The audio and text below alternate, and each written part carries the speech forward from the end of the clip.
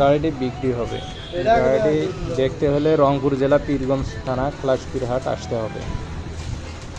গাড়িটি 2018 model, 2019 delivery. গাড়িতে 10টি টাকারও কোনো কাজ নেই। বর্তমান রোটাভেটর, ইঞ্জিন ফুল ফ্রেশ আছে।